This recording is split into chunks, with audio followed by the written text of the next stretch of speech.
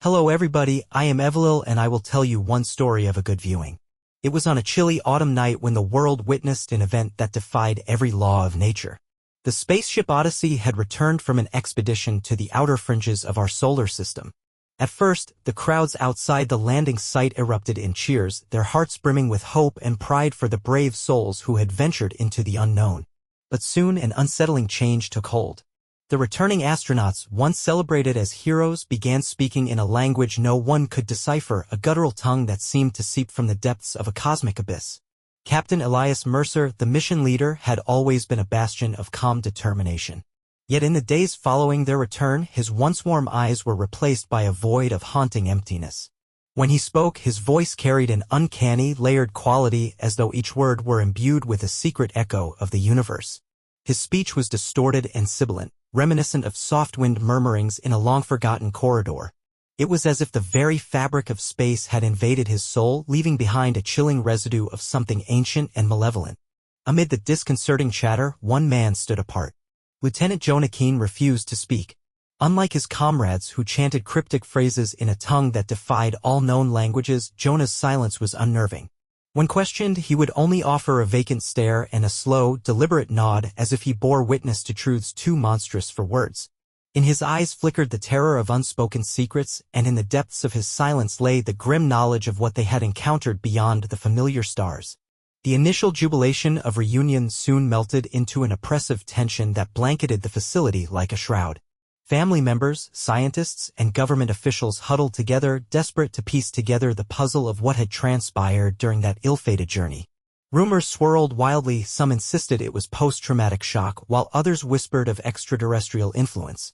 But the pervasive murmur of space whispers, a term coined by the anxious staff, suggested that the void beyond the stars was not empty at all but pulsing with an unspeakable presence. Late one stormy night, as rain lashed the observation deck, renowned xenolinguist Dr. Marianne Holt was summoned to the containment area where the astronauts were confined.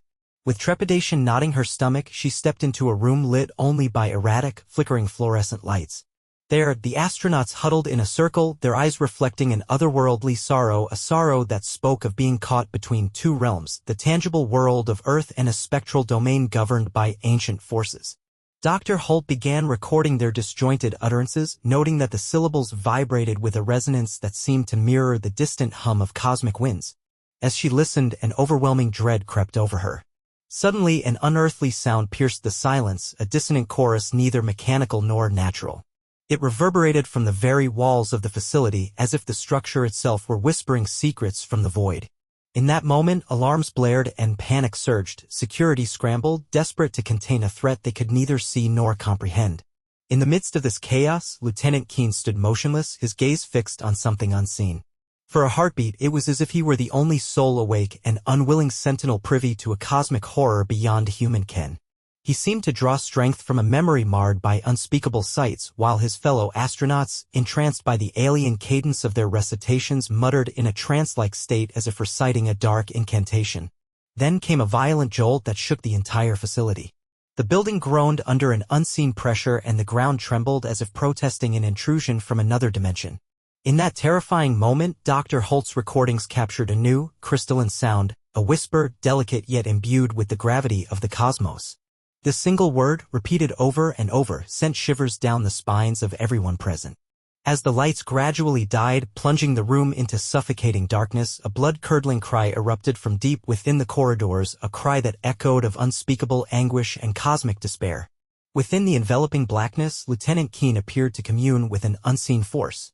His eyes glowed faintly in the intermittent gloom, and his lips parted as though releasing silent supplications to an entity that had haunted him since the mission's beginning. A dreadful realization began to seep into the hearts of those still clinging to sanity. This was no mere case of psychological collapse. An external presence, a malevolent force from the boundless void, had invaded their minds, twisting their actions and corrupting their very essence. After the shock, the facility's emergency lights sputtered to life, casting a sickly glow over the shattered remains of the once sterile research center. The pristine hallways were now marred by inexplicable, viscous stains that oozed along the walls as if alive. No one could determine their origin. The substance moved with a slow, deliberate crawl, evoking the sensation of countless unseen tendrils reaching out from the darkness. In a secured observation room, a team of military officers and scientists gathered in a desperate bid to understand the unfolding nightmare. Among them, Colonel Reyes, a man whose steely composure had always inspired confidence, now looked visibly shaken.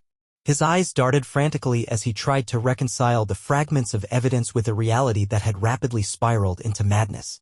The relentless playback of the strange language, each syllable seeping like poison into his mind, only deepened his despair. Outside, the storm raged with a fury that bordered on the supernatural. Thunder crashed and lightning split the sky, momentarily illuminating a figure gliding along the perimeter.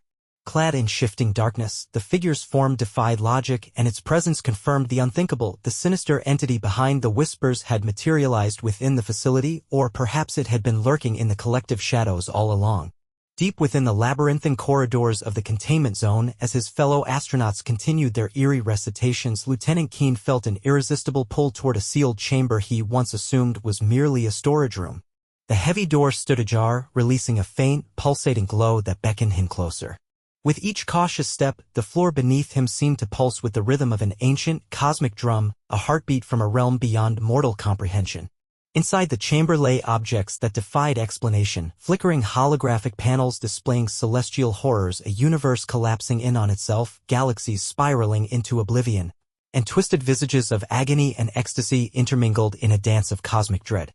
At the center of it all stood a monolithic structure of unknown origin, its surface inscribed with shifting symbols that pulsed as if in conversation with an unseen intelligence. Here was an artifact not of human design, yet it exuded an eerie familiarity, a resonant echo of something primordial, long buried in the recesses of the human psyche. Lieutenant Keene reached out with trembling fingers and brushed the cold, smooth surface of the monolith. In that instant, his mind was inundated with visions of infinite dimensions and nightmarish cosmic vistas that defied mortal comprehension. He heard the whispers, soft and alluring yet imbued with a terror so profound it threatened to shatter his sanity. They spoke of ancient secrets hidden within the fabric of reality, of eldritch entities that once ruled the cosmos, and of a destiny intertwined with the unspeakable darkness lurking beyond the stars. A chill ran down his spine as he recoiled, his eyes widening in both dread and reluctant recognition. In those fleeting moments of clarity, he understood the terrible truth. His silence was not born of cowardice but rather a burden of knowledge, a knowledge of the monstrous reality that had reached out from the void, a truth too horrifying for mortal tongues. As the storm outside raged and thunder roared across a bruised sky, the facility's corridors sank into an even deeper gloom. The terror of that fateful night was merely the precursor to a nightmare that would unhinge human sanity. The cosmos had awakened and its hunger was insatiable. With each passing moment, the strange language of the astronauts intensified into a cacophonous hymn, a resonant chorus that seeped from every shadow and echoed along the cold, abandoned hallways. Within the containment zone, panic and despair intertwined with a creeping madness. Colonel Reyes, still reeling from the previous night's revelations, struggled to marshal a response from the remaining staff. His commands were swallowed by a dissonant, insidious sound, a chant that seemed to vibrate with the pulse of an ancient, malevolent force. The facility's monitors, once beacons of order, now flickered with images that defied logic, spiraling galaxies collapsing into swirling voids, nebulous shapes morphing into grotesque silhouettes, and landscapes that warped under the weight of incomprehensible terror. Lieutenant Keene, the silent guardian, moved like a specter amid the chaos. Drawn inexorably back to the sealed chamber, he felt an irresistible pull from the monolith. Its pulsing light had grown erratic, its rhythm syncing with the trembling of the floor and the pounding of every fearful heart.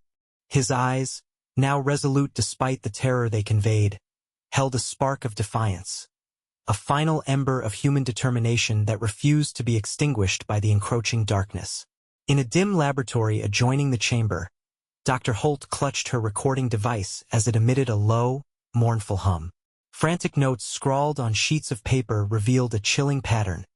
The astronaut's language was no accident. It was a deliberate invocation, a call to an ancient intelligence that had slumbered in the void, now stirring to reclaim dominion. Hastily scribbled phrases such as "the silence is the key" and "speak not," or "be consumed," suggested that Lieutenant Keene's mute resistance was not mere reticence but a desperate measure against a force that defied mortal understanding. The building itself groaned under the strain of this supernatural siege. Walls trembled, and floors split open, oozing a viscous, dark substance that trickled like living ink. Shadows coalesced into ominous forms that flitted at the edges of vision, each one a silent herald of the unspeakable horrors from beyond. One by one, staff and soldiers succumbed to a paralyzing stupor, their vacant eyes mirroring the nightmarish visions that now plagued them. Desperate to stem the tide, Colonel Reyes led a small contingent into the heart of the nightmare. Their path led them once more to the sealed chamber where Lieutenant Keene now stood transfixed before the monolith. As the group advanced, the artifact's pulsations quickened, casting a shifting mosaic of spectral light and crushing darkness across their faces. The air was heavy with the metallic scent of fear and decay, and the cosmic whispers sharpened into words, a litany of cursed syllables that spoke of an ancient doom and promised oblivion. Then, in a moment that defied belief, the monolith split open with a sound like the shattering of reality itself. A torrent of otherworldly energy burst forth, tearing at the fabric of the facility and birthing a rift into a realm where time and space unraveled. From this tear emerged a figure wreathed in amorphous, shifting shadows, a being whose presence exuded an aura of pure, primal dread. Its form was ever-changing, a writhing mass of luminous voids and spectral limbs, and its voice, if it could be called that, spoke in a tongue older than creation, each syllable imbued with an unfathomable weight. The entity's arrival triggered a cascade of surreal phenomena. The very ground quivered beneath their feet, as if in response to an ancient incantation, and the whispers swelled into a deafening chorus that overpowered rational thought.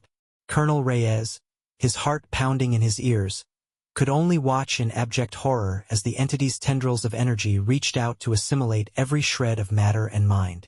The walls splintered, and beams of spectral light danced in chaotic patterns as the space between dimensions thinned dangerously. In the midst of this cosmic onslaught, Lieutenant Keene stepped forward. His silence, once a mystery, now served as a beacon of resistance. With deliberate calm, he reached out and touched the edge of the monolith. In that electric instant, his consciousness was flooded with visions.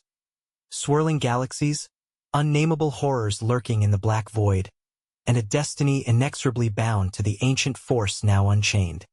His eyes reflected the torment of a soul exposed to truths too monstrous for words. Yet within that torment shone the indomitable will of a man determined to protect what remained of humanity.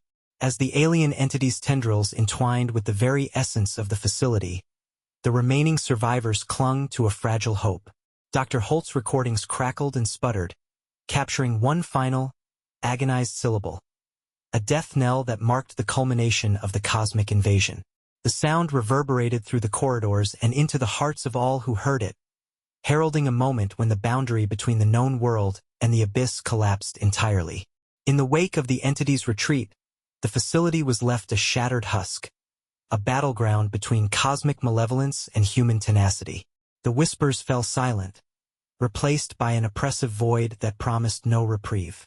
Lieutenant Keene stood alone amid the ruin, his silence now a testament to the horrifying price of forbidden knowledge. His unspoken truth echoed in every silent corridor, in every shattered wall, and in every fading heartbeat. The universe had awoken, and with it, a darkness that would forever haunt the fragile dreams of humankind. As dawn broke over the ravaged remains of the research center, the survivors emerged into a world forever altered. The skies bore the scars of celestial conflict, and the whispers of space lingered like a curse upon the wind. In the aftermath, a single, chilling question remained, a question that would haunt every shattered mind. Had humanity glimpsed the true face of the cosmos, or had it merely opened a door to an endless descent into nightmares? Thank you very much and see you all in the next video. Love you guys.